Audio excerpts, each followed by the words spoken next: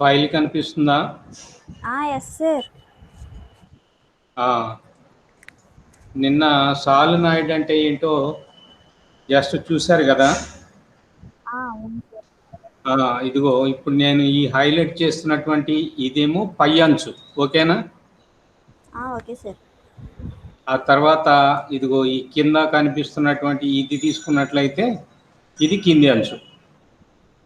తర్వాత ఇదిగో మధ్యలో డాటెడ్ లైన్ చూపించానే, ఇది యాక్సిస్ ఆఫ్ ది సాలినాయిడ్ యొక్క అక్షము, అంటే మధ్యలో, అంటే సిలిండ్రికల్ షేప్లో ఉంటుంది కదా ఏమ్మా. హలో సార్ చెప్పండి సార్. సిలిండ్రికల్ షేప్లో ఉంటుంది కాబట్టి ఇదేమో పై అంచు, ఇదేమో కింద అంచు, ఇదేమో మధ్యలో ఉండేటువంటి యాక్సిస్. ఇప్పుడు నేను ఏం చేస్తున్నానంటే యాక్సిస్ మీద పి అనేటువంటి పాయింట్ తీసుకొని ఈ పి అనేటువంటి పాయింట్ దగ్గర తర్వాత ఈ సాలినాయిడ్లో చిన్న ముక్క తీసుకుంటున్నాను. అంటే ఈ సాలినాయిడ్ అనేటువంటిది చాలా పెద్దది. దీంట్లో నేను డిఎక్స్ వెడల్పు కలిగినటువంటి ఒక చిన్న అల్పాంశము లేదా స్మాల్ ఎలిమెంట్ తీసుకొని దానివల్ల ఈ పి అనేటువంటి పాయింట్ దగ్గర మ్యాగ్నెటిక్ ఇండక్షన్ లేదా అయస్కాంత ప్రేరణ బి అనేటువంటి దాన్ని కనిపెట్టాలనుకుంటున్నాను. ఇప్పుడు నేను తీసుకున్నటువంటి ఈ స్మాల్ ఎలిమెంటు లేదా అల్పాంశము అనేటువంటిది చూడండి, పి అనేటువంటి పాయింట్ దగ్గర నుంచి ఎక్స్ దూరంలో ఉన్నది, ఓకేనా?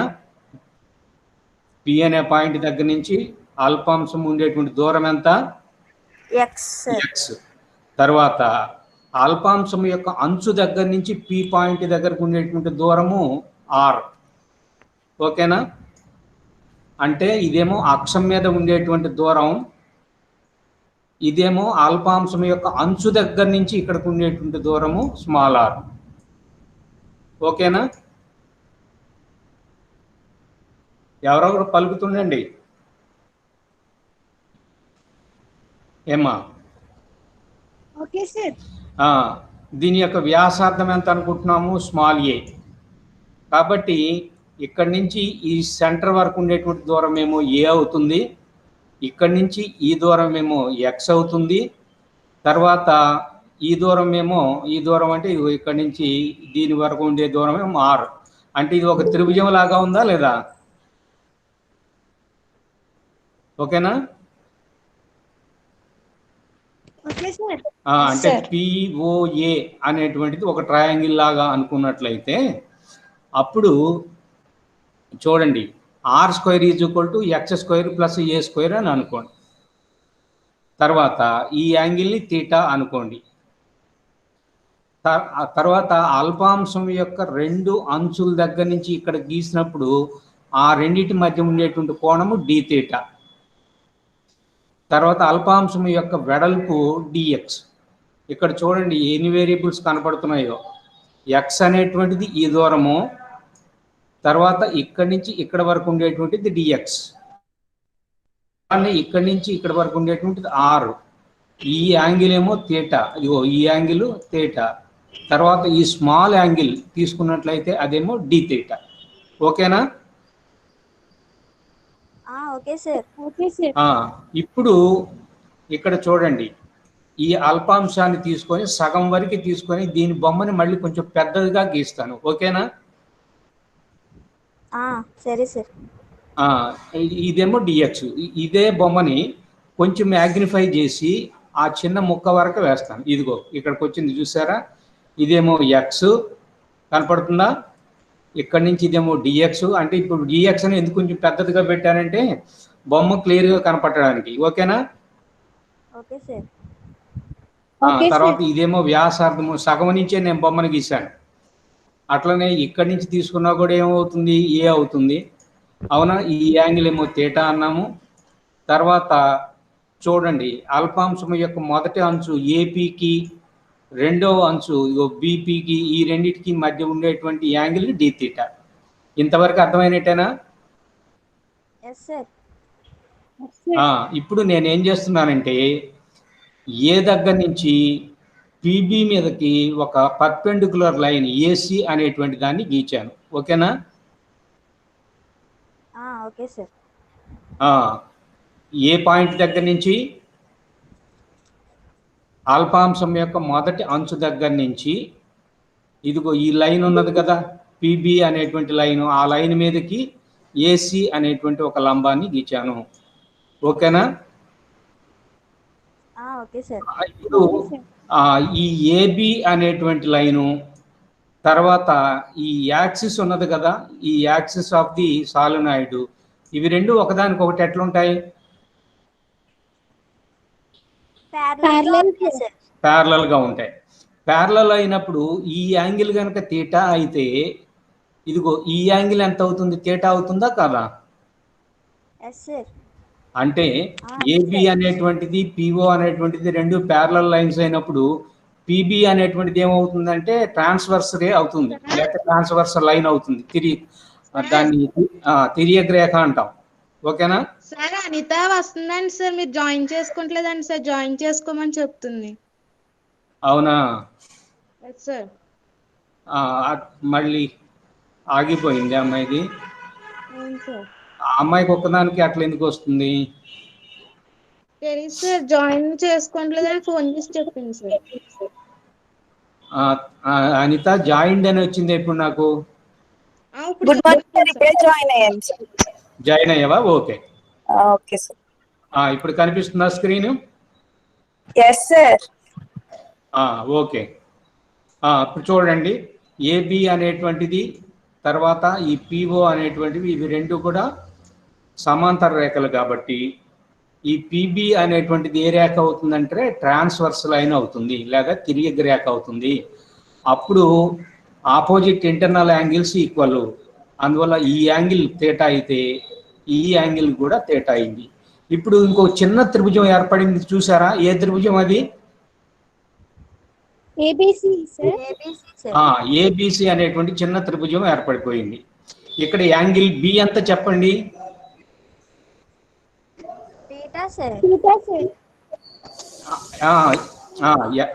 తీటా కనుక సైన్ కనుక చెప్పాల్సి వస్తే ఏం చెప్పాలి చెప్పండి? Sine theta is equal to AC by AB sir. AC by AB. Okay, ఇప్పుడు ఏబి అంటే ఏమిటి? అల్పాంశం యొక్క వెడల్పు, అవునా కాదా? అవును సార్. అంటే అది దేనికి సమానం అవుతుంది? డిఎక్స్ కు సమానం అవుతుందా? Yes sir. డిఎక్స్ కి సమానం అవుతుంది. ఇప్పుడు మనం కనిపెట్టాల్సింది ఏమిటంటే ఏసీ అనేటువంటిది దేనికి సమానము? ఏసీ అనేటువంటిది దేనికి సమానం అవుతుందంటే చూడండి, ఏపీ అనేటువంటిది ఆర్కు సమానము. ఇక్కడి నుంచి పర్పెండిక్యులర్ గీసినప్పుడు ఈ సిపి అనేటువంటిది కూడా ఆర్కి సమానము. అంటే ఇది ఒక రేడియస్, ఓకేనా? ఏపీ అనేటువంటిది ఒక రేడియస్, తర్వాత సిపి అనేటువంటిది ఇంకొక రేడియస్. ఆ రెండింటి మధ్య ఉండే యాంగిల్ ఎంత ఉన్నదంటే డి తీటా ఉన్నది. అప్పుడు ఏసీ ఎంత అవుతుందో తెలుసా? ఏసీ అనేటువంటిది ఆర్ డి తీటా. అంటే ఇది ఒక సర్కిల్లో ఒక చిన్న చాపము అనుకున్నట్లయితే, ఆర్క్ అనుకున్నట్లయితే ఏసీ అనేటువంటిది, ఆ ఏసీ అనేటువంటి ఆర్కు దాని సెంటర్ దగ్గర చేసేటువంటి యాంగిల్ తీటా అయితే L is equal to R theta అనే ఫార్ములా మీకు గుర్తుందా ఏమ్మా? L is equal to R theta. అవునా? ఏసీ అనేటువంటిది ఎల్ లాంటిది అనమాట. ఏసీ అనేటువంటిది ఎల్ లాంటిది అయినట్లయితే ఇది ఏమో ఆరు, తీటాకు బదులుగా ఏమొచ్చింది? ఈ రెండింటి మధ్య డి తీటా వచ్చింది. కాబట్టి AC is equal to R D theta. ఇంతవరకు ఒప్పుకుంటారా? Yes sir. కాబట్టి AC is equal to R D theta. ఇప్పుడు నాకు ఏం కావాలి? సైన్ తీటా కావాలి కదా ఏమ్మా? Yes sir. సైన్ తీటా ఎంత అన్నారు? ఏసీ బై డిఎక్స్ అన్నారా? AC by AB. అవును sir, AC by AB. AC ఇప్పుడు ఎంత వచ్చింది? R d theta. R d theta by AB ఎంత? Dx sir. R d theta by dx is equal to sine theta అవుతుంది. ఇదిగో చూడండి, sine theta in the triangle ABC, sine theta is equal to R D theta by dx. ఇప్పుడు దీని నుంచి నాకేం కావాలంటే dx కావాలి. డిఎక్స్ ఈజ్ ఈక్వల్ టు ఎంత అవుతుంది? డిఎక్స్ అని తీసుకెళ్తే R D theta by sine theta. ఓకేనా? Okay sir. మాట్లాడటం లేదు. Okay sir. కాబట్టి dx is equal to R D theta by sine theta. మన దగ్గర నేను సర్క్యులర్ లూప్కి ఫార్ములా ఏమొచ్చింది గుర్తున్నదా? Sir u0 v is equal to u0 by μ0/2 into capital N into capital N into I A square by A square plus X square whole power 3/2. ఈ equation గుర్తుంది కదా? Yes sir. అయితే నేను capital ఎన్కి బదులుగా ఏం రాశాను చెప్పండి?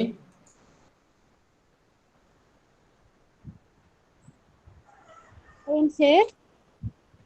నిన్న వచ్చిన equation μ0/2 into capital N I A square by A square plus X square whole power 3/2 అనే ఈక్వేషన్ వచ్చింది కదా నిన్న. అవును సార్. ఆ క్యాపిటల్ ఎన్ అనేటువంటిది ఏమిటి? Number of loops sir. Turns, అంతే కదా? Turns sir. ఇప్పుడు ఇక్కడ చూడండి, దానికి బదులుగా నేను ఏం రాశాను? ఎన్ ఇంటూ డిఎక్స్ అని రాశానా లేదా? బ్రాకెట్లో రాశాను. రాశారు సార్. ఎన్ అంటే యూనిట్ లెంగ్త్కి ఉండేటువంటి టర్నింగ్స్ స్మాల్ ఎన్. ఇక్కడ ఏ నుంచి బి వరకు ఎన్ని టర్నింగ్స్ ఉన్నాయంటే ఆ దూరం డిఎక్స్ కాబట్టి డిఎక్స్ చేత స్మాల్ ఎన్ని కనుక మల్టిప్లై చేస్తే అప్పుడు డిఎక్స్ దూరంలో ఎన్ని టర్నింగ్స్ ఉన్నాయో తెలుస్తుంది. ఓకేనా? Okay sir. అంటే యూనిట్ డిస్టెన్స్కి ఏమో ఎక్స్ ఎన్, డిఎక్స్ డిస్టెన్స్కి ఎన్ ఇంటూ డిఎక్స్. కాబట్టి ఇప్పుడు ఆ చిన్న ఏరియాలో అంటే ఎక్కడి నుంచి ఎక్కడి వరకు ఏ దగ్గర నుంచి బి వరకు ఉండేటువంటి లెంగ్త్లో ఎన్ని చుట్లు ఉన్నాయి అంటే ఎన్ ఇంటూ డిఎక్స్ అనేటువంటి చుట్లు ఉన్నాయి. ఓకేనా? Okay sir. కాబట్టి సాలినాయిడ్ యొక్క డిఎక్స్ లెంగ్త్లో ఉండేటువంటి తీగ చుట్లలో ఐ అనేటువంటి కరెంట్ కనుక వెళుతున్నట్లయితే అప్పుడు దానివల్ల పి అనేటువంటి పాయింట్ దగ్గర మ్యాగ్నెటిక్ ఇండక్షన్ ఎంత వచ్చింది? డిబి వచ్చింది. ఓకేనా? Okay sir. ఇప్పుడు డిఎక్స్ వాల్యూని క్యాలిక్యులేట్ చేశాం కదా. ఎంత DX? R D theta by sine theta. ఇప్పుడు చూడండి, μ0/2 ఎన్ ఇంటూ డిఎక్స్కి బదులుగా ఏం రాస్తాను? R D theta by sine theta. అంతేనా? ఇదిగో ఈ ఈక్వేషన్ చూడండి, ఇక్కడ ఈక్వేషన్ చూడండి. ఈక్వేషన్ చూస్తే d B is equal to μ0/2 N రాశాను, డిఎక్స్కి బదులుగా R D theta by sine theta రాశాను, I into A square by 2 ఉన్నది. ఇక్కడ చూడండి, A square plus X square is equal to మనకి ఎంత తెలుసు? ఆర్ స్క్వేర్ అని తెలుసా లేదా? అవును సార్. ఇదిగో ఏ స్క్వేర్ ప్లస్ ఎక్స్ స్క్వేర్కి బదులుగా ఆర్ స్క్వేర్ రాసి ఆర్ స్క్వేర్కి హోల్ పవర్ 3/2 వేస్తే ఆర్ క్యూబ్ వస్తుందా లేదా? Yes sir. అంటే ఇదిగో ఇక్కడ రాశాను, అది A square plus X square is equal to R square, దాని whole power 3/2 is equal to R cube. కాబట్టి డినామినేటర్లో ఏం చేశాను చూడండి, ఏ స్క్వేర్ ప్లస్ ఎక్స్ స్క్వేర్కి బదులుగా ఏమో ఆర్ రాశాను, పైన డిఎక్స్కి బదులుగా ఏం రాశాను? R D theta by sine theta రాశాను. అంతవరకు ఒప్పుకుంటారా? Okay sir. కిరణ్ వచ్చేట వాళ్ళ? లేదు సార్. సరే, ఇప్పుడు మనం ఈ ఈక్వేషన్ దగ్గరికి వచ్చాము. ఈ ఈక్వేషన్ దగ్గరకు వచ్చేసిన తర్వాత ఇప్పుడు చూడండి, న్యూమరేటర్లో ఒక ఆర్ ఉన్నదా? Yes sir. డినామినేటర్లో ఎన్ని ఆర్లు ఉన్నాయి? ఒక ఆర్ క్యూబ్ ఉంది. దానికి దీనికి కొట్టేయండి, కింద ఏం మిగులుతుంది? 2r స్క్వేర్ మిగులుతుంది కదా. Yes sir. మళ్ళీ టర్మ్స్ని రీఅరేంజ్ చేస్తున్నాను. μ0/2 ఇట్లనే ఉన్నది, ఎన్ ఆర్ క్యాన్సిల్ అయిపోయింది, డి తీటా ఉన్నది. ఈ సైన్ తీటా ఎక్కడ రాయాలి? డినామినేటర్లో రాయాలా పర్లేదా? రాయాలి సార్. కాబట్టి డినామినేటర్లో రాశాను, ఐకి ఐ రాశాను, న్యూమరేటర్లో ఏ స్క్వేర్ ఉన్నది, డినామినేటర్లో ఇంకేమున్నది? ఆర్ స్క్వేర్ ఉంది సార్. కాబట్టి a/r హోల్ స్క్వేర్గా రాసుకోవచ్చా దీన్ని? Yes sir. కాబట్టి a/r హోల్ స్క్వేర్గా రాశాను. ఓకేనా? ఇప్పుడు a/r అనేటువంటిది సైన్ తీటాకి సమానం అవుతుంది. ఇదిగో చూడండి, ఇది ఏ, ఓకేనా, ఒప్పుకుంటారా? ఇది Yes, sir. ఈ థీటాకి తీసుకున్నట్లయితే ఇది ఆపోజిట్ సైడ్ అయింది. ఓకేనా? Yes sir. తర్వాత ఇదేమిటిది? ఇది హైపాటన్యూస్ అవునా కదా? అవును సార్. అయితే మీరు ఒక మాట అడగొచ్చు, పి నుంచి ఏ వరకు మాత్రమే ఆర్ కానీ పి నుంచి బి వరకు ఆర్ కాదు కదా? అవును సార్. కానీ ఆర్ విలువతో పోల్చి చూసినప్పుడు ఈ బీసీ అనేటువంటిది చాలా చాలా స్వల్ప రాశి. అందువల్ల ఈ బీసీ వాల్యూని ఈ ఆర్కి కలిపినా కూడా పెద్ద వాల్యూలో మార్పు ఉండదు. అందువల్ల పి నుంచి బి వరకు ఉండేటువంటి దూరాన్ని కూడా స్మాల్ ఆర్గా తీసుకుంటాను. ఓకేనా? Okay sir. అప్పుడు సైన్ థీటా ఎంత అయిపోయింది? ఆపోజిట్ సైడ్ ఏ, హైపాటన్యూస్ ఏమైంది? పిబి అయింది. ఓకేనా? Okay sir. కాబట్టి sine theta is equal to A by R. ఇదిగో ఈ ఈక్వేషన్ లో మనకి ఏ బై ఆర్ ఉంది కదా, ఏ బై ఆర్కి బదులుగా ఏం రాసుకోవచ్చు? సైన్ థీటా రాసుకోవచ్చా? Yes, sir. కాబట్టి ఇది A by R whole square sine square theta అవుతుందా కదా? అవుతుంది సార్. Sign square theta. ఇప్పుడు చూడండి, ఏ బై ఆర్కి బదులుగా సైన్ థీటా కనుక రాసినట్లయితే ఇక్కడేమో సైన్ స్క్వేర్ థీటా వచ్చింది. మళ్ళీ డినామినేటర్లో ఏముంది చెప్పండి? Sine theta sir. Sine theta ఉంది. పైన ఒక సైన్ థీటాకి కింద ఇంకో సైన్ థీటాకి అవునా కదా? Yes, sir. పైన ఒక సైన్ థీటాకి కింద ఒక సైన్ థీటాకి పోతే పైన ఇంకొక సైన్ థీటా మిగిలింది. ఇక పైన ఈక్వేషన్లో ఏం మిగిలింది? మ్యూ నాట్ ఎన్, అంతేనా? Yes sir. ఎన్ఐ, ఓకేనా? Okay sir. By 2 into sine theta D theta కూడా ఉంటుంది. ఇదిగో ఇక్కడ డి థీటా పడలేదు, మీరు రాసుకోవాల్సి వస్తుంది. మ్యూ నాట్ సారీ ఉన్నది, డి థీటా కూడా ఉన్నది. ముందు రాశారు సార్. ముందు రాశాను. ఇదిగో దాన్ని తర్వాత రాస్తే ఎట్లా వస్తుంది? Mu naught NI by 2 into sine theta D theta. ఇది డిబి వాల్యూ. డిబి అంటే ఏమిటి అన్నాము? ఏబి అనేటువంటి చిన్న అల్పాంశము లేదా ఈ చిన్న అల్పాంశము వల్ల పి అనేటువంటి బిందువు దగ్గర వచ్చేటువంటి అతి తక్కువ మ్యాగ్నెటిక్ ఇండక్షన్. ఓకేనా? Okay sir. ఇప్పుడు నాకు మొత్తం కావాలి.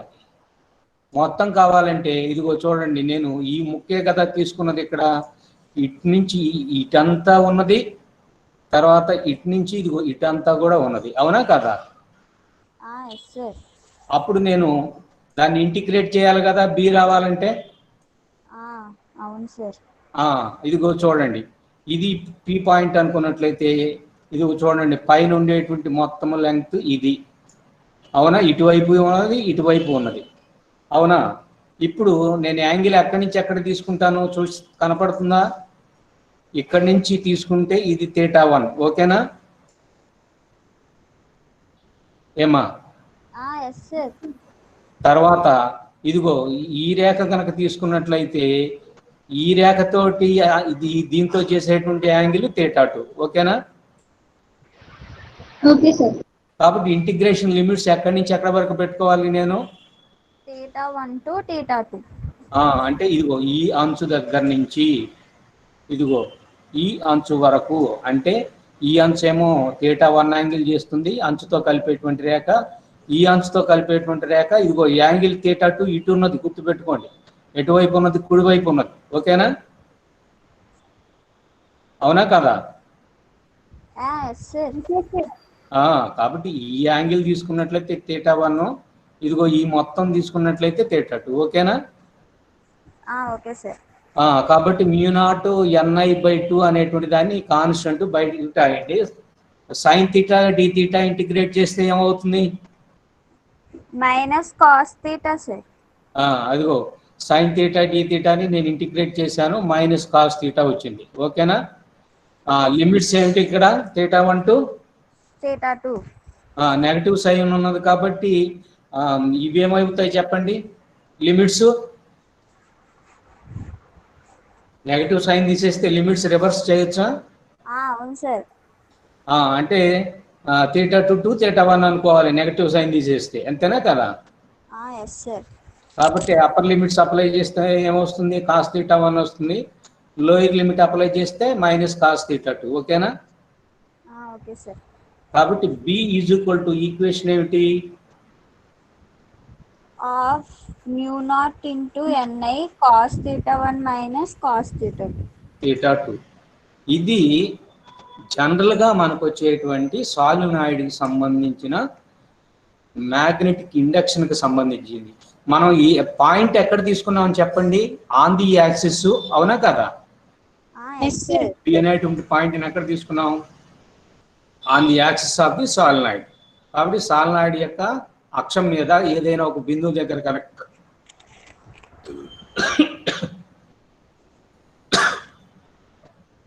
మ్యాగ్నెటిక్ ఇండక్షన్ బి తీసుకున్నట్లయితే the mu naught NI by 2 into cos theta 1 minus cos theta 2 వచ్చింది.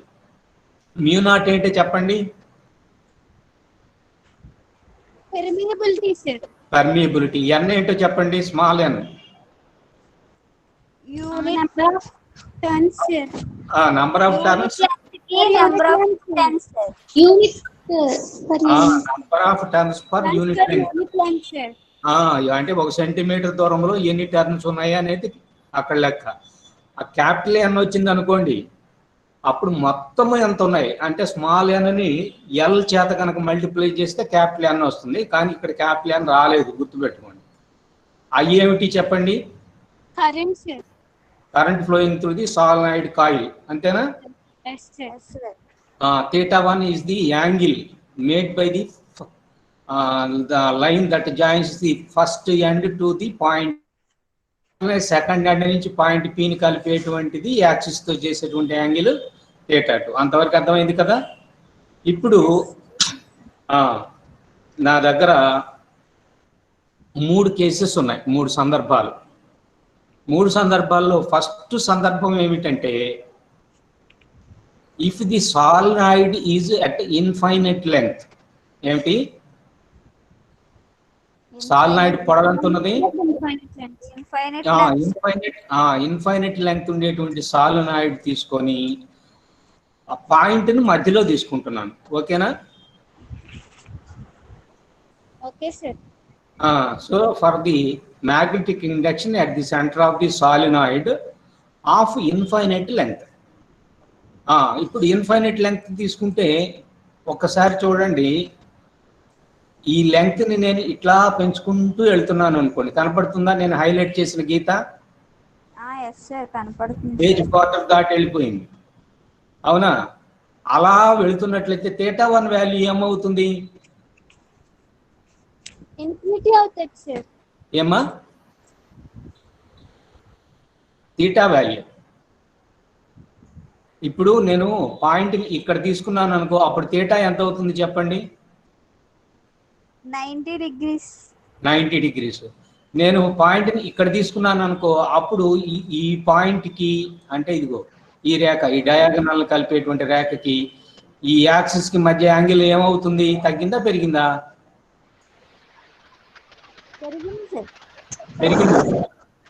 తగ్గింది సార్. ఇది 90. ఇక్కడికి వెళ్ళేటప్పటికి యాంగిల్ 90 కంటే తగ్గింది. ఇక్కడికి వెళ్ళేటప్పటికి యాంగిల్ ఎంత అయింది? ఇంకా తగ్గిందా లేదా? తగ్గింది సార్.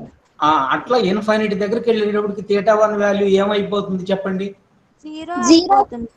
జీరో అయిపోతుంది. కాబట్టి ఇన్ఫైనైట్ లెంగ్త్ కనుక ఉన్నట్లయితే థీటా 1 ఈజ్ ఈక్వల్ టు ఏమో కావాలి? జీరో కావాలి. అట్లనే అదర్ ఎండ్ వైపు కనుక ఇట్లా కనుక వెళుతున్నట్లయితే అప్పుడు ఆ థీటా 2 వాల్యూ ఏమవుతుంది? పై సార్. 180 డిగ్రీ. అంతే కదా? అంటే ఇది అవుతుంది అనమాట, యాంగిల్ ఇట్లా అవుతుంది, 180 degrees అవుతుంది, అంటే పై కదా. ఇప్పుడు లిమిట్స్ ఏం పెడితే సరిపోతుంది చెప్పండి? 0 to π సార్. 0 to π. ఇదిగో చూడండి, కాజు థీటా 1 అంటే కాజ్ 0. ఓకేనా? కనపడుతుందా మీకు? ఇదిగో ఈ ఈక్వేషన్ లో థీటా 1 బదులుకి ఎంత పెట్టాలి? థీటా 1 బదులు 0 పెట్టాలి సార్. కాబట్టి 0. కాజ్ 0 ఎంత? 1 సార్. 1. అట్లనే థీటా 2కు బదులుగా ఏం పెట్టాలి? 5 సార్. 5. cos 180 ఎంత? -1 సార్. కాబట్టి -1 మైనస్ ఆఫ్ -1 అవునా కదా? Yes sir. అప్పుడు 1 మైనస్ ఆఫ్ -1 ప్లస్ 1 అంటే 2 అయిపోతుంది కదా పైన ఇది. అవును సార్. ఆ 2కి డినామినేటర్లో ఉన్న 2కి క్యాన్సిల్ అయిపోతుందా? Yes sir. కాబట్టి బి ఎంత వచ్చింది చెప్పండి? μ0 × ni. కాబట్టి ఏ సందర్భంలో μ0 ni వచ్చింది? ఎట్ ఇన్ఫినిటీ డిస్టెన్స్, లెంత్ అదే సోలనాయిడ్ లెంత్ ఇన్ఫినిటీ ఉన్నప్పుడు సార్. ఉన్నప్పుడు పాయింట్ నువ్వు ఎక్కడ తీసుకున్నావు? Centre of the solenoid sir. Centre of the solenoid on the axis. 2 పాయింట్లు చెప్పాలి. యాక్సిస్ మీదనే తీసుకుంటుంది ప్రతిసారి కూడా, కానీ యాక్సిస్ యొక్క సెంటర్లో తీసుకున్నాం. అట్లా తీసుకున్నట్లయితే μ0 ni అయింది. ఇప్పుడు నేను అట్లా కాకుండా ఈ పి అనే పాయింట్ని ఈ ఎడ్జ్ దగ్గర తీసుకున్నాను అనుకోండి. ఏ ఎడ్జ్ దగ్గర? యాక్సిస్ మీద సార్. యాక్సిస్ కి ఈ ఎడ్జ్ దగ్గర. ఇప్పుడు థీటా 1 ఇన్ఫైనైట్ దగ్గర నుంచి తీసుకుంటే ఎంత అవుతుంది? 0 అవుతుందా? Yes sir. Yes sir. మరి ఈ అంచు దగ్గర నుంచి ఇది తీసుకుంటే ఎంత అవుతుంది? 90 సార్. 90 అవుతుంది. కాబట్టి థీటా 1 ఏమవుతుంది? 0 degrees అవుతుంది. థీటా 2 ఏమో 90 అవుతుంది. 90 అవుతుంది. ఎప్పుడు? If the point is located on the axis of the solenoid at one end of the solenoid. అవునా కదా? అవును సార్. Yes sir. కాబట్టి ఒక అంచు దగ్గర తీసుకున్నట్లయితే ఆ కండిషన్లు పెట్టుకోవాలి. ఆ కండిషన్ కనుక పెట్టుకున్నట్లయితే చూడండి, μ0 ni/2, థీటా 1 ఎంత? 0, థీటా 2 ఎంత? 90 సార్. 90. cos 90 ఎంత? 0 సార్. 0. కాబట్టి 1 మైనస్ 0 ఎంత? 1 అవుతుంది. అప్పుడు నీకు ఎంత మిగులుతుంది? μ0 ni/2. కాబట్టి μ0 ni/2. ఇప్పుడు నేను ఒక మాట అడుగుతాను, మీరు చెప్పండి. సెంటర్ ఆఫ్ ది సాలినాయిడ్కి దగ్గర ఉండేటువంటి మ్యాగ్నెటిక్ ఇండక్షన్కి అంచు దగ్గర ఉండేటువంటి మ్యాగ్నెటిక్ ఇండక్షన్కి ఉండేటువంటి రేషియో ఎంత చెప్పండి? 1:1.5 సార్. 1:1/2 ఏం చెప్తారమ్మా? అది 1:2 సార్. 2:1 సార్. 2:1. 2:1. కాబట్టి సెంటర్ దగ్గర ఎక్కువ ఉంటుంది. అవునా?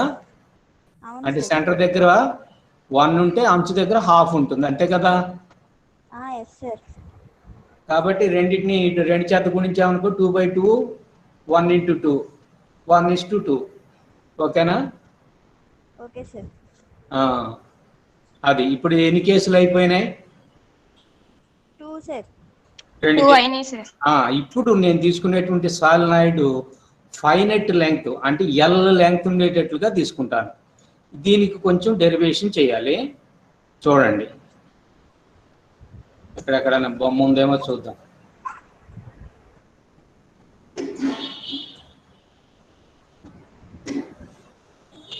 పోనీ ఈ బొమ్మే తీసుకుంటాను.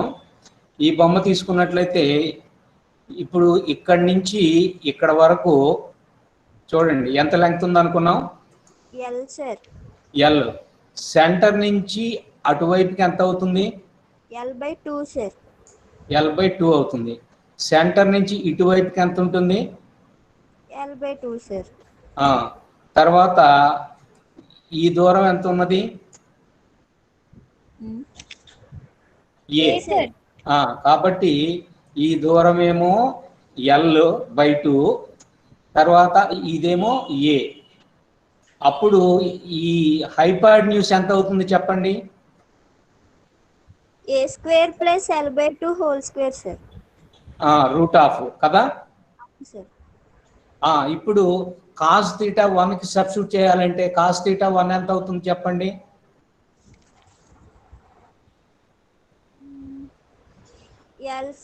L/2 √L/2 whole square + A². అంతే కదా? అంటే దీనికి అడ్జసెంట్ సైడ్ ఇది అవుతుంది. దీని లెంగ్త్ ఎంత? L/2. Adjacent side by hypotenuse. Hypotenuse ఎంత వచ్చింది? √L/2 whole square + A². అంతేనా కదా? అంతే సార్. ఇప్పుడు అదే ఈక్వేషన్ ఇది డైరెక్ట్గా రాస్తా. ఇదిగో చూడండి cos theta 1 is equal to adjacent side ఎంత వచ్చింది L/2 సార్. L/2 sir. తర్వాత హైపాటన్యూస్ ఎంత వచ్చింది A² plus L/2 whole square whole power 1/2 1/2. 1/2. ఇప్పుడు నేనేం చేస్తానంటే డినామినేటర్లో A² కి L²/4 కి ఎల్సిఎం కట్టాను అనుకోండి. Okay sir. అప్పుడు ఎంత అవుతుంది చెప్పండి 4A² ప్లస్ L²/4 అవుతుందా లేదా? అవును సార్. ఆ /4 ని బయటికి తీసుకొస్తే /2 అవుతుందా లేదా? Yes sir. అంటే హోల్ పవర్ హాఫ్ ఉంది కాబట్టి అప్పుడు న్యూమరేటర్లో ఉన్న 2 కను డినామినేటర్లో ఉన్న హాఫ్లో 2కి రెండింటికి క్యాన్సిల్ అవుతాయా లేదా? అవుతాయి సార్. ఇదంతా మీరు ఒక చిన్న పేపర్ మీద చేసుకుంటేనే అర్థం అవుతుంది, లేకపోతే కాదు. ఓకేనా? చేస్తున్నాం సార్. ఇప్పుడు పై పాయింట్ తీసుకుంటే ఎంత వచ్చింది చెప్పండి? ఎల్ వచ్చిందా? అవును సార్. 2 క్యాన్సిల్ అయిపోయింది. ఇంకా డినామినేటర్లో ఏమొచ్చింది 4A² plus L² whole power half వచ్చింది. అవునా కదా? అవును సార్. అట్లనే రెండోది θ2 అనుకున్నట్లయితే ఇదిగో చూడండి, ఈ బొమ్మను తీసుకున్నట్లయితే ఇది θ2. ఓకేనా? అప్పుడు ఈ యాంగిల్ ఎంత అవుతుంది చెప్పండి? 180 minus theta. 180 minus θ2 is equal to ఎంతకు సమానం అవుతుంది చెప్పండి? -L/2/√A². అంటే ఇప్పుడు ఇక్కడ నెగటివ్ సైన్ వేసుకోక్కర్లేదు, తర్వాత వేసుకుంటే సరిపోతుంది. కాజు 180 మైనస్ θ2 దేనికి సమానం అవుతుంది చెప్పండి? sin θ2 sir. cos 180 minus θ2 sir. అప్పుడు sin θ2 కదా సార్, అంటే మైనస్ sin θ2 అవుతుంది సార్. అవునా? అంతే కదా సార్. అంటే 180లో ఉన్నప్పుడు sorry sir minus cos θ2 sir. అది ఓకేనా? అంతవరకు అర్థం అవుతుందా? Yes sir. మైనస్ సైన్ నేను ముందే పెట్టాను అంతే, అంతకు మించి ఏం లేదు. లేకపోతే ఇటువైపు పెట్టాను, పైన వచ్చిందే మళ్ళీ కింద కూడా వస్తుంది కదా ఈక్వేషన్. అవును సార్. అప్పుడు కాస్ θ2 ఈజ్ ఈక్వల్ టు ఎంత వస్తుంది? మైనస్ సౌజన్య చూస్తున్నాం కదా సార్, సేమ్ ఎలా వస్తుంది సార్ కింద? ఏమా? అలా కాదు. కాజు 180 మైనస్ θ2 ని కూడా నేను ఏంగా రాసుకోవచ్చు? ఈ మైనస్ సైన్ ఇక్కడ తీసేయండి అసలు. ఓకేనా? Okay sir. తీసేస్తే ఇది కూడా ఎంత వస్తుంది? L/2/A² plus L/2 whole square whole power half వస్తుంది. ఇది కూడా L/4A² plus L² whole power half వస్తుంది. అవునా? అంతవరకు అర్థమైందా? Okay sir. అంటే ఇదిగో ఈ మైనస్ సైన్ ఇక్కడ లేదనుకోండి, అట్లనే ఇక్కడ కూడా మైనస్ సైన్ లేదనుకోండి. ఓకేనా? Okay sir. ఇప్పుడు కాజ్ 180 మైనస్ θ2 మైనస్ కాస్ θ2 కదా? Yes sir. Minus cos θ2 is equal to L/ something అయితే cos θ2 is equal to minus L/ something కదా? అవును సార్. అంటే ఇక్కడ పైన మైనస్ సైన్లు రెండు కనుక తీసేస్తే సరిపోతుంది మీ డెరివేషన్. ఓకేనా? Okay sir. కాబట్టి cos θ2 is equal to minus L/4A² plus L² whole power half. ఓకేనా? Okay sir. మీరు అట్లా తీసుకున్నా సరిపోతుంది, ఇట్లా తీసుకున్నా సరిపోతుంది.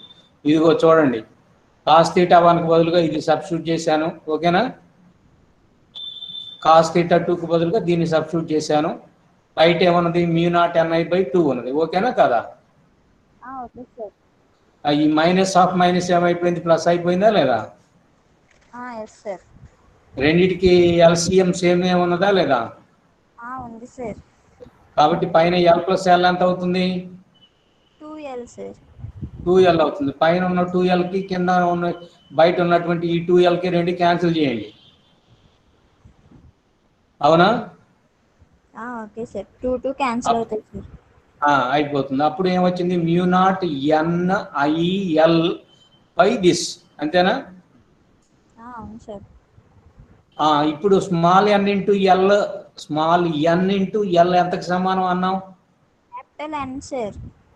క్యాపిటల్ ఎన్ అంటే టోటల్ నెంబర్ ఆఫ్ టర్నింగ్స్ కదా. కాబట్టి నువ్వు ఈక్వేషన్ ఇట్లా ఉంచుకున్నా పర్వాలేదు, అలా కాకుండా స్మాల్ ఎన్ ఇంటూ స్మాల్ ఎల్కు బదులుగా క్యాపిటల్ ఎన్ రాసుకున్నా పర్వాలేదు. కాబట్టి μ0 into NI by 4a² plus L² whole power half అనేటువంటిది వస్తుంది. ఓకేనా? Okay sir. ఇప్పుడు ఇదేమవుతుందంటే magnetic induction due to a solenoid of finite length, the point is taken at the centre of the solenoid. ఓకేనా? Okay sir. అప్పుడు ఇక్కడ infinite length కాదు, finite length. Finite length కాబట్టి ఎల్ అనుకున్నాం. ఇన్ఫైనైట్ లెంగ్త్ అంటే L అంటానికి లేదు కదా. అవును సార్. అది కాబట్టి ఇప్పుడు మనం ఎన్ని సందర్భాలు చెప్పుకున్నాం? 3 సార్. మీరు ఒక చిన్న విషయం ఇక్కడ గుర్తు పెట్టుకోండి. జనరల్గా సాలినాయిడ్ ఎప్పుడు కూడా 10 మార్కుల క్వశ్చన్ కిందనే ఇస్తాడు. ఈ చాప్టర్లో బాగా ఇంపార్టెంట్ అయినటువంటి క్వశ్చన్ సాలినాయిడ్. సర్క్యులర్ కాయిల్ కనుకైతే 5 మార్కులకి ఇస్తాడు. ఓకేనా? Okay sir. అట్లా అడిగినప్పుడు మీరు ఎంత వరకు తీసుకొచ్చి వదిలిపెడితే సరిపోతుందంటే, ఇదిగో చూడండి, జనరల్ ఈక్వేషన్ ఉందో చూసారా ఏమ్మా? అవును సార్. మనం ఫస్ట్ తీసుకొచ్చాం కదా, cos θ1 minus cos θ2. Yes sir. అంతవరకు తీసుకురండి. తర్వాత వాడు స్పెషల్ కేసు ఏదన్నా అడిగితే ఆ కేసు వరకే రాయండి, మిగిలిన కేసులు రాయకండి. ఓకేనా? Okay sir. ఇన్ఫైనైట్ లెంగ్త్ అన్నారు అనుకోండి, సెంటర్ అన్నాడు అనుకోండి, ఈ ఫస్ట్ ఈ ముక్క రాస్తే సరిపోతుంది, ఇది కంటిన్యూ చేసి. అదే రెండో సందర్భం అడిగాడు అనుకో, ఇంతవరకు రాసేసి ఈ కేసు 1 రాయకుండా కేస్ 2 రెండోది 0 to π/2 చేస్తే సరిపోతుంది. ఒకవేళ ఫైనైట్ లెంగ్త్ అన్నాడు అనుకో, అప్పుడు మూడో కేసు మాత్రం చేస్తే సరిపోతుంది. ఓకేనా? Okay sir. Okay sir. అంతవరకు అందరికి అర్థమైనట్లేనా? Yes sir. Sir yes sir.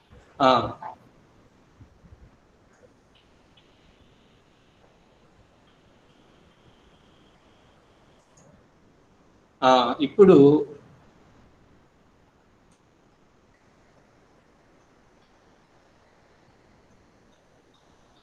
Screen కనిపిస్తుంది కదా? Yes sir.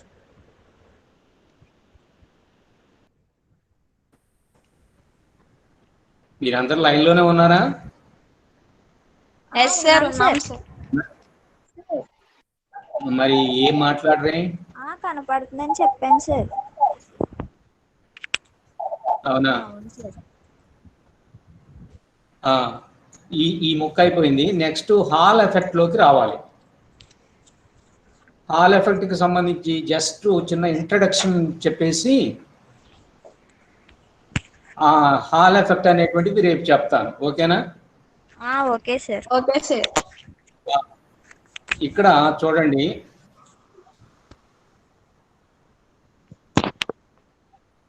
Fleming's left hand rule అనేటువంటి ఒక రూల్ ఉన్నది. ఏమిటి? Fleming Fleming left hand rule. Fleming ఎడమ చేతి నిబంధన.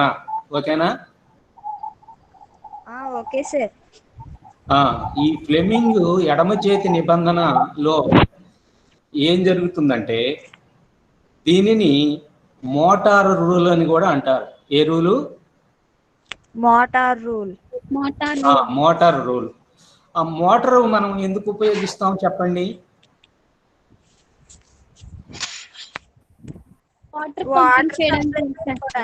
వాటర్ పంప్ చేయడానికి. అవునా? కరెంట్ ఉంటే అది పంపు పనిచేస్తుందా, కరెంట్ లేకుండా పనిచేస్తుందా? కరెంట్ ఉంటేనే పనిచేస్తుంది సార్. కరెంట్ ఉంటేనే పనిచేస్తుంది. ఇప్పుడు ఈ మోటార్ రూల్ ఏం చెప్తుందంటే, మన ఎడమ చేతిలో ఉండేటువంటి 3 వేళ్ళని, అంటే 4 ఫింగరు, మిడిల్ ఫింగరు, థంబ్, ఈ 3.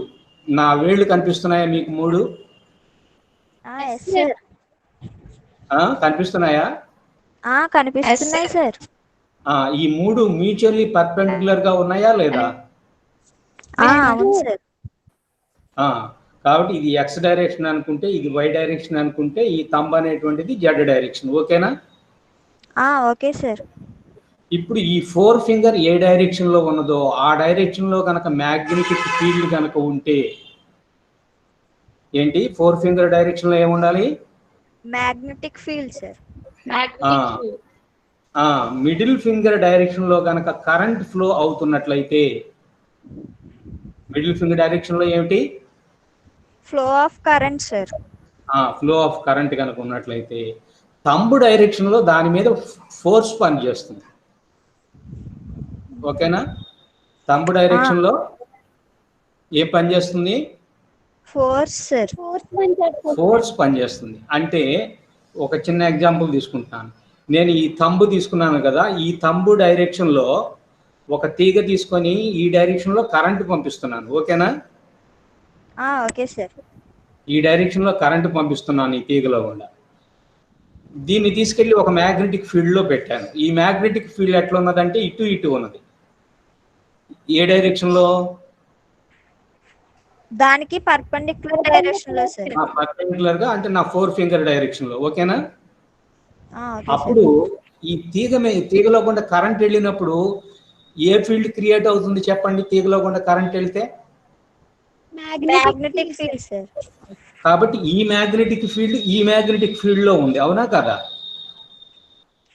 అవును సార్. అంటే 4 ఫింగర్ డైరెక్షన్ లోనేమో ఒక పర్మనెంట్ మ్యాగ్నెటిక్ ఫీల్డ్ పెట్టాను, ఈ తీగలో గుండా కరెంట్ పంపిస్తున్నాను. అప్పుడు దీంట్లో గుండా కరెంట్ వెళ్ళడం వల్ల దీని చుట్టూ కూడా ఏం తయారైపోయింది? మ్యాగ్నెటిక్ ఫీల్డ్ తయారైంది. అంటే ఒక మ్యాగ్నెటిక్ ఫీల్డ్ లో ఇంకొక మ్యాగ్నెటిక్ ఫీల్డ్ ఉంటుంది కదా, అవునా కదా? అప్పుడు ఈ మ్యాగ్నెటిక్ ఫీల్డ్ ని అట్రాక్ట్ చేయడమో లేకపోతే రిపెల్ చేయడమో ఏదో ఒకటి చేస్తుందిగా. ఆ రిపెల్ చేయడం ఏ డైరెక్షన్ లో చేస్తుందంటే ఈ తీగని ఈ పైకి నెట్టేస్తుంది. ఏ డైరెక్షన్ లో? Upward direction sir. Upward direction లో నెట్టేస్తుంది. కాబట్టి రియల్ గా ఏమున్నాయి, కొత్తగా ఏం వచ్చింది అంటే మ్యాగ్నెటిక్ ఫీల్డ్ ఉంది, తీగలో గుండా కరెంట్ వెళుతుంది. ఈ రెండు ఉంటే అప్పుడు ఈ డైరెక్షన్ లో ఏం పని చేస్తుంది? ఫోర్స్ పని చేస్తుంది. ఓకేనా? ఒప్పుకుంటారా? Yes sir. ఇప్పుడు ఫ్లెమింగ్ లెఫ్ట్ హ్యాండ్ రూల్ అంటే అర్థమైందా? అర్థమైంది sir. If the magnetic field is along the 4 finger direction and if the current flow is along the middle finger direction, then the force acting on the conductor is in the thumb direction. ఓకేనా? Okay sir. ఇప్పుడు నేను ఇక్కడ మీకు సిలబస్లో లేదు కానీ right hand rule కూడా ఒకసారి చెప్తాను. రైట్ హ్యాండ్ రూల్ ఏమిటంటే డైనమో రూల్ అంటారు, లేకపోతే జనరేటర్ రూల్ అంటారు. జనరేటర్ ఏం చేస్తుంది చెప్పండి? జనరేటర్ కరెంట్ సప్లై చేస్తుంది సార్. కరెంటుని ప్రొడ్యూస్ చేస్తుంది. ఓకేనా? ఇందాకదేమో కరెంట్ ఇస్తే వర్క్ చేసింది, ఇప్పుడు ఇక్కడ వర్క్ చేస్తే కరెంట్ ప్రొడ్యూస్ అవుతుంది. ఓకేనా? Okay sir. దీన్ని ఫ్లెమింగ్ రైట్ హ్యాండ్ రూల్. ఇప్పుడు నేను రైట్ హ్యాండ్ తీసుకున్నాను. రైట్ హ్యాండ్ రూల్ తీసుకుంటే ఇదిగో చూడండి, ఈ డైరెక్షన్ లోనే కరెంట్. ఏ డైరెక్షన్ లో? మిడిల్ ఫింగర్ లో సార్. మిడిల్ కాదు, ఇది 4 ఫింగర్ చూపుడు వేలు. Okay sir. చూపుడు వేలు దిశలో ఏముంది? అయస్కాంత క్షేత్రం లేదా మ్యాగ్నెటిక్ ఫీల్డ్ ఉంది. తర్వాత ఈ థంబ్ డైరెక్షన్ లో నేను ఫోర్స్ అప్లై చేస్తాను ఏదో రకంగా. థంబ్ డైరెక్షన్ లో ఫోర్స్ అప్లై చేస్తాను. అప్పుడు ఈ మిడిల్ ఫింగర్ డైరెక్షన్ లో ఏమవుతుందంటే కరెంట్ ప్రొడ్యూస్ అవుతుంది. ఇప్పుడు ఏమి ఉన్నాయి, ఏది ప్రొడ్యూస్ అయింది చెప్పండి రైట్ హ్యాండ్ రూల్లో? కరెంట్ ప్రొడ్యూస్ అయింది సార్. కరెంట్ ప్రొడ్యూస్ అయింది. ఏమేమి ఉంటే? మ్యాగ్నిట్యూడ్, ఫోర్స్ ఉంటే కరెంట్ ప్రొడ్యూస్ అయింది sir. Magnetic field. Magnetic field అను ఫోర్స్ ఉంటే అప్పుడు కరెంట్ ప్రొడ్యూస్ అయింది. ఇప్పుడు ఈ ఫోర్స్ రావడానికి ఏం చేస్తామంటే జనరేటర్లో మనము ఆయిల్ ఏదో పోయడమో లేకపోతే చేత్తో తిప్పడమో ఏదో ఒక రకంగా చేసి ఫోర్స్ను అప్లై చేస్తాము. మ్యాగ్నెటిక్ ఫీల్డ్ పర్మనెంట్గా. మీకు పాతకాలం సైకిళ్ళు ఏదన్నా చూస్తే సైకిల్కి డైనమో ఉంటుంది. ఎవరన్నా చూసారో లేదో మరి ఈ జనరేషన్ పీపుల్. అంటే పాత రోజుల్లో సైకిల్ వేసుకుని వెళ్ళడానికి కూడా లైట్ అనేటువంటిది ఉండాలి. ఆ సైకిల్కి వెనక చక్రానికి ఏం చేస్తారంటే ఒక డైనమో పెడతారు. ఆ చక్రానికి అది అటాచ్ చేస్తాడు అన్నమాట. అటాచ్ చేసినప్పుడు సైకిల్ తొక్కుతుంటే చక్రంతో పాటు ఆ వీల్ తిరుగుతుంటుంది. అక్కడ ఫోర్స్ ప్రొడ్యూస్ అవుతుంది. అక్కడ ఒక మ్యాగ్నెటిక్ ఫీల్డ్ పెడతారు. దానివల్ల కరెంట్ వస్తుంది. ఈ కరెంట్ని ఏం చేస్తారు, బల్బులు గుండా పంపించి ఆ బల్బుని తీసుకొచ్చి ఎక్కడ కడతారు, హ్యాండిల్ దగ్గర కట్టేస్తారు. అప్పుడు మనం టార్చ్ లైట్ ఎట్లా వేస్తే ఎట్లా వెలుగుతుందో అట్లా మామూలుగా మన బైక్లకి లైట్ ఎట్లా వెలుగుతుందో అట్లా వెలుగుతుంది. ఓకేనా? Okay sir. ఇప్పుడు సినిమా హాల్ థియేటర్లలో ఉండేటువంటి జనరేటర్లు కూడా ఇదే ప్రిన్సిపల్ మీద పనిచేస్తాయి. ఏం ప్రిన్సిపల్ పనిచేస్తాయి? నువ్వు ఫోర్స్ని ఎట్లా అప్లై చేస్తావో ఆయిల్ని కాల్చేసి మోటార్ని తిప్పుతావు. అప్పుడు ఏమొస్తుంది? ఫోర్స్ వస్తుంది. అవునా? ఇదిగో ఇక్కడ థ్రస్ట్ అని పెట్టాడు చూసారా, అలా అన్నమాట. థ్రస్ట్ అన్న ఫోర్స్ అన్న ఒకటే. ఓకేనా? Okay sir. అప్పుడు ఏం ప్రొడ్యూస్ అవుతుంది? కరెంట్ ప్రొడ్యూస్ అవుతుంది. ఇప్పుడు నేను 2 ప్రిన్సిపల్ చెప్పడం వల్ల మిమ్మల్ని ఏమైనా కన్ఫ్యూజ్ చేశానా? లేదు sir. Fleming's left hand rule అంటే ఏంటి చెప్పండి? 4 ఫింగర్ కి మ్యాగ్నెటిక్ ఫీల్డ్, మిడిల్ ఫింగర్ కి ఫ్లో ఆఫ్ కరెంట్ పెడితే థంబ్ ఫింగర్ డైరెక్షన్ లో ఫోర్స్ వస్తుంది సార్. ఫోర్స్ వస్తుంది. దాన్ని లెఫ్ట్ హ్యాండ్ రూల్ అంటున్నాము. దానికి ఇంకొక పేరేంటి? Motor rule. ఓకేనా? అది మాత్రమే మనకు సిలబస్ లో ఉన్నది. ఫ్లెమింగ్స్ రైట్ హ్యాండ్ రూల్ అనేటువంటి దాన్ని ఏమంటున్నాము? జనరేటర్ రూల్ అంటున్నాము. అవునా? అవును సార్. ఆ జనరేటర్ రూల్లో ఏం చేస్తున్నాము? 4 ఫింగర్ డైరెక్షన్ లో మ్యాగ్నెటిక్ ఫీల్డ్ ఉంటుంది. థంబ్ డైరెక్షన్ లో ఏముంటుంది? ఫోర్స్ ఉంటుంది. అప్పుడు మిడిల్ ఫింగర్ డైరెక్షన్ లో ఏమొస్తుంది? కరెంట్ అనేది ప్రొడ్యూస్ అవుతుంది. అయితే కరెంట్ ప్రొడ్యూస్ అవుతుంది. ఇప్పుడు ఫ్లెమింగ్స్ లెఫ్ట్ హ్యాండ్ రూలే తీసుకొని మనం ఒక చిన్న పని చేద్దాం. ఏం చేద్దామంటే ఇదిగో చూడండి, ఇక్కడ ఇంట్లు పెట్టున్నాయి కదా.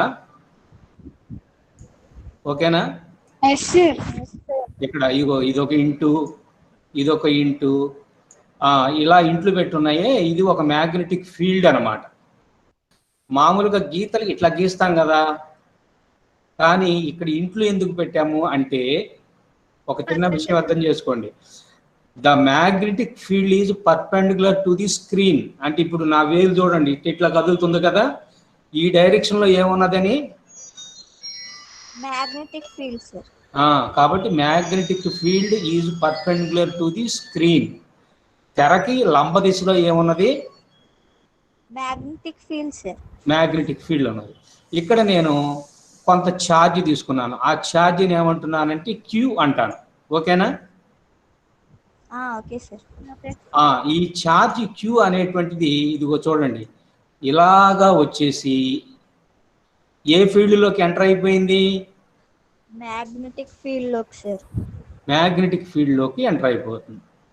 ఇదిగో ఎంతో కొంత వేగంతో వస్తుంది. ఆ వేగాన్ని ఏమంటారు? వి అనండి. ఓకేనా? Okay sir.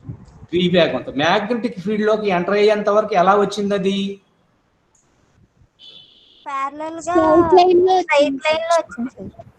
స్ట్రైట్ లైన్లో వచ్చింది. స్ట్రైట్ లైన్లో వచ్చేసేటప్పటికి చూడండి, మ్యాగ్నెటిక్ ఫీల్డ్లోకి ఎంటర్ అయిన తర్వాత ఎలా తిరిగింది? అది ఏదైనా సరే ఛార్జ్ కనుక మ్యాగ్నెటిక్ ఫీల్డ్లో కనుక ఎంటర్ అయిందంటే అది ఏ పాత్ను తీసుకుంటుంది? Circular path. ఎప్పుడు మ్యాగ్నెటిక్ ఫీల్డ్కి ఈ ఛార్జీ ప్రయాణం చేసేటువంటి దిశ లేదా డైరెక్షన్ ఆఫ్ ఫ్లో అనేటువంటిది ఎట్లున్నది? పర్పెండిక్యులర్ గా ఉన్నదా లేదా? అంటే ఇప్పుడు నేను ఈ మ్యాగ్నెటిక్ ఫీల్డ్ అనేటువంటిది జెడ్ డైరెక్షన్ లో ఉన్నది అనుకోవచ్చా? ఏమా? ఇదిగో ఈ వి ఉన్న డైరెక్షన్ ఎక్స్ డైరెక్షన్ అనుకోవాలి. అప్పుడు ఫోర్స్ ఏ డైరెక్షన్ లో పనిచేస్తుంది చెప్పండి? వైపు పనిచేస్తుంది సార్ అప్వర్డ్ అదే వై డైరెక్షన్ లో పనిచేస్తుంది, అవునా కదా? అంటే ఫోర్స్ ఎటువైపుకి పనిచేస్తుందంటే చూడండి, ఇదిగో ఇట్లా పనిచేస్తుంది, కింది నుంచి పైకి. కింద నుంచి పైకి పనిచేసినప్పుడు అది ఎటువైపు పొంగుతుంది? పై వైపు పొంగుతుందా లేదా? మళ్ళీ ఇక్కడికి వచ్చేసిన తర్వాత మళ్ళీ చూడండి, ఈ కార్నర్ కి ఇలా నెట్టేస్తుంది, అప్పుడు ఇంకొంచెం వంగుతుంది. ఇక్కడికి వచ్చేటప్పటికి ఇదిగో ఇట్లా నొక్కుతుంది, అవునా? ఇక్కడికి వచ్చేటప్పటికి ఇదిగో ఇలా నొక్కుతుంది, ఇక్కడికి వచ్చేటప్పటికి ఎలా నొక్కుతుంది? ఇదిగో ఇలా నొక్కుతుంది, ఇక్కడికి వచ్చేటప్పటికి ఎలా నొక్కుతుంది? ఇదిగో ఇలా నొక్కుతుంది. ఇలాగా ఏమైపోతుంది? మొత్తం మీద అది తిరుగుతూ ఉంటుంది. ఇట్లా తిరగాలంటే ఏం ఫోర్స్ ఉంటే పనిచేస్తుంది చెప్పండి? ఒక వస్తువు సర్క్యులర్ పాత్లో తిరగాలంటే దానికి ఏ ఫోర్స్ ఉంటే సర్క్యులర్ పాత్లో తిరుగుతుంది?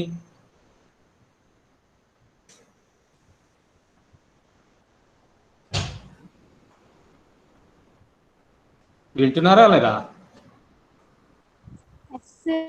ఒక వస్తువు సర్క్యులర్ పాత్లో తిరగాలంటే, ఒక రాయి ఉన్నది, ఆ రాయి ఒక సర్క్యులర్ పాత్లో తిరగాలంటే దాని ఇష్టం వచ్చినట్టు తిరిగిపోతుందా? లేదు సార్. దాని మీద ఏదో ఏం ఫోర్సు? రొటేటరీ ఫోర్స్ అంటారా? రొటేషనల్ మోషన్ కు అవసరమైన ఫోర్స్ ఏమిటి? Centripetal force. కాబట్టి ఇక్కడ చూడండి, ఒక ఛార్జ్ కనుక కొంత వెలాసిటీతో కనుక వెళుతున్నట్లయితే మ్యాగ్నెటిక్ ఫీల్డ్ లోకి వెళ్ళిపోయిన తర్వాత అది వెళ్ళేటువంటి మార్గానికి పర్పెండిక్యులర్ గా, మ్యాగ్నెటిక్ ఫీల్డ్ కి కూడా పర్పెండిక్యులర్ గా ఒక ఫోర్స్ పనిచేసి దాన్ని ఎలా మార్గంలో తిప్పుతుందంటే సర్క్యులర్ పాత్ లో తిరుగుతుంది. ఆ ఫోర్స్ ఎంత అవుతుందంటే చూడండి, ఒకవేళ ఈ ఛార్జ్కి వెలాసిటీ లేదనుకోండి, అప్పుడు ఇక్కడనే ఆగిపోతుందిగా. ఒకవేళ లోపలికి తీసుకెళ్ళి పెట్టినా కూడా దాని మీద ఏ ఫోర్స్ పనిచేయదో అది అక్కడే ఉంటుంది.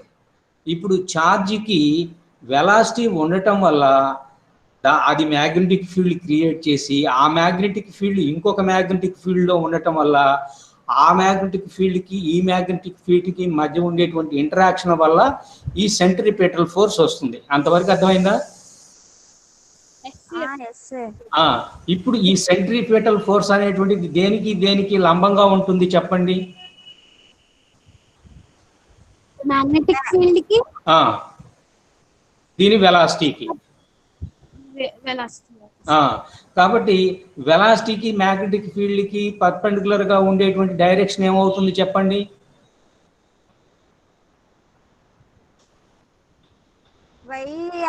Why direction. అది కాదమ్మా, ఏ బార్ మొన్న ఒకటి చెప్పాను, ఏ బార్ అనేటువంటిది ఒక వెక్టార్. ఏమ్మా? X axis sir. X axis కాదు, వై యాక్సిస్ కాదు, జెడ్ యాక్సిస్ కాదు. నేను అడిగిన పాయింట్ మీకు అర్థం కావట్లేదు. ఏంటంటే ఇప్పుడు ఏ బార్ అనేటువంటిది ఒక వెక్టారు, బి బార్ అనేటువంటిది ఇంకో వెక్టార్, ఇట్లా రెండు వెక్టార్లు ఉన్నాయనుకో, అప్పుడు ఏ బార్కి బి బార్కి పర్పెండిక్యులర్ గా ఏముంటుందంటే ఏ డైరెక్షన్ లో ఉంటుంది అంటే ఏం చెప్పాము? A bar plus B bar sir. అది నేను అడిగేది. కాబట్టి ఏ బార్కి బి బార్కి లంబంగా ఏ దిశ అంటే ఏ బార్ క్రాస్ బి బార్. కాబట్టి ఇప్పుడు వచ్చేటువంటి ఫోర్స్ ఏ దిశ అని అంటే ఏమని చెప్తారు? A bar cross B bar అంటే uniform magnetic field cross B bar sir. అంటే B bar cross B bar. ఓకేనా? Okay sir. ఇప్పుడు ఛార్జ్ ఎక్కువైతే ఫోర్స్ కూడా ఎక్కువ అవుతుంది, ఛార్జ్ తక్కువైతే ఫోర్స్ కూడా ఏమైపోతుంది? తక్కువ అయిపోతుంది. అందువల్ల ఇప్పుడు వచ్చేటువంటి ఫోర్స్ కనుక తీసుకున్నట్లయితే force is equal to q v bar cross B bar అవుతుంది. ఇప్పుడు క్యూ లేదనుకోండి, అప్పుడు ఎప్పుడు ఉంటుందా? క్యూ ఈజ్ ఈక్వల్ టు 0 అయితే ఉండదు. అట్లనే వి ఈజ్ ఈక్వల్ టు 0 అయితే అంటే ఆవేశం ఉన్నది కానీ దానికి మోషన్ లేదు, చలనం లేదు, అప్పుడు కూడా ఫోర్స్ ఉండదు. లేదా ఆవేశం ఉన్నది, చలనం ఉన్నది కానీ మ్యాగ్నెటిక్ ఫీల్డ్ లేదు, అప్పుడు ఫోర్స్ ఉంటుందా?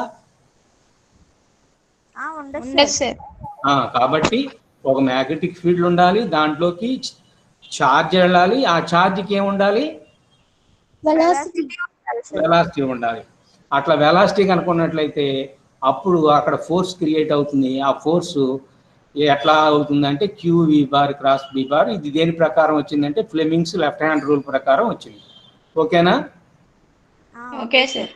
కాబట్టి ఇప్పుడు మ్యాగ్నెటిక్ ఫీల్డ్ వల్ల వచ్చేటువంటి ఫోర్స్ అన్నమాట ఇది. అట్లనే ఎలక్ట్రిక్ ఫీల్డ్ వల్ల వచ్చేటువంటి ఫోర్స్ని మీరు ఇంతకుముందు చూసారా?